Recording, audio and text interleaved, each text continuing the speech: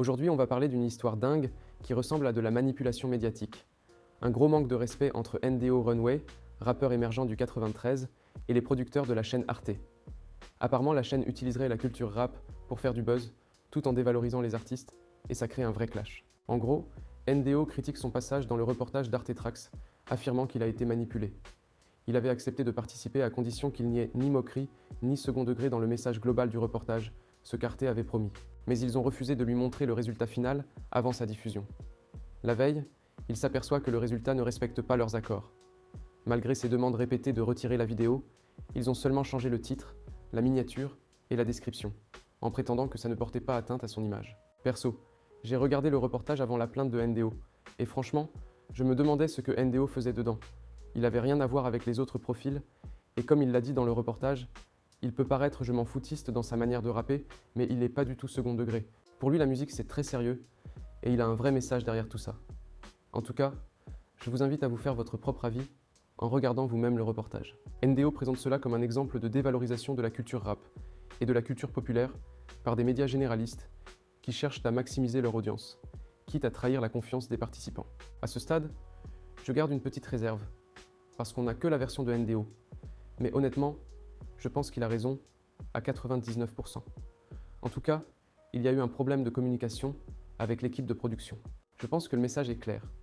Les artistes ne doivent pas aller dans les médias généralistes comme Arte sans prendre de grosses précautions. Par exemple, il faut connaître un minimum les équipes avec lesquelles on est amené à collaborer et poser des conditions spécifiques en amont, sinon ça sent pas bon. Je comprends totalement NDO, qui a sûrement vu cette collaboration avec Arte comme une opportunité en or pour gagner en visibilité. Travailler avec une plateforme aussi prestigieuse qu'Arte, c'est souvent perçu comme une reconnaissance ou une chance de mettre en avant sa musique et sa culture de manière sérieuse. Il avait probablement l'espoir que ça renforce son image et crédibilise son travail artistique. Mais en voyant le résultat, il a compris que cette exposition n'était pas forcément dans son intérêt, surtout si elle dénature son message ou son image. C'est une erreur qu'il a reconnue et il a l'air d'avoir appris de cette expérience.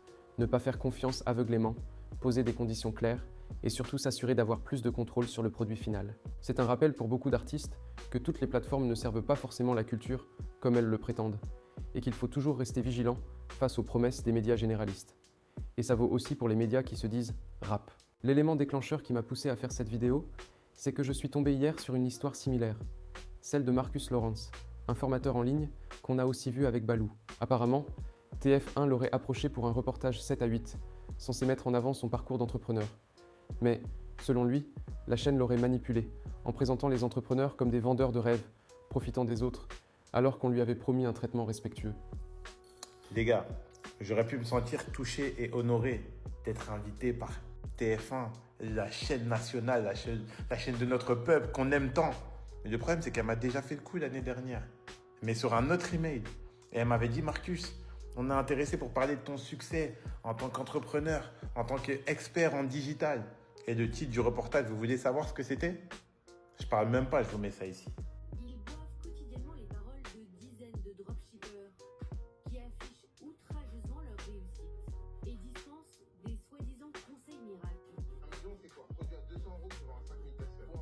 Et en fait, c'est typiquement ça le problème avec les médias français, c'est que c'est des menteurs. Ils sont prêts à tout pour arriver à leur fin. C'est quand même incroyable ça. Vous savez que moi, j'ai pas honte de parler de mon métier. Tu m'invites dans un débat, tu as tes arguments, j'ai les miens. On discute, on s'assoit, tranquille. Mais le problème avec eux, c'est qu'ils t'invitent en te faisant croire qu'ils vont te faire une interview élogieuse sur ton parcours.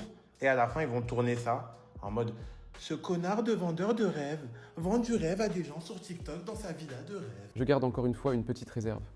On n'a que la version de Marcus, et on ne sait pas si tout est vrai à 100%. Mais si c'est le cas, ça soulève vraiment des questions sur la manière dont certains médias manipulent leurs invités pour faire le buzz. En conclusion, les médias peuvent parfois se comporter comme des cultures vultures, prêts à exploiter la culture pour leur propre profit, sans la respecter. Cette histoire nous rappelle qu'il faut toujours rester vigilant face à ce que les médias nous présentent, et à quel point les jeunes talents, notamment issus des cultures populaires, peuvent se faire manipuler. Les promesses de reconnaissance et de valorisation peuvent facilement se transformer en tromperie pour générer du buzz, quitte à dénaturer des messages. Donc lorsqu'on a du succès, il faut se rappeler que l'image qu'on nous donne peut être totalement différente de ce qu'on attendait. Merci à tous ceux qui soutiennent en mettant des likes sur les vidéos et en s'abonnant. Ça me fait vraiment plaisir. Pour ceux qui ne l'ont pas encore fait, n'hésitez pas à le faire pour faire grandir la chaîne. À bientôt.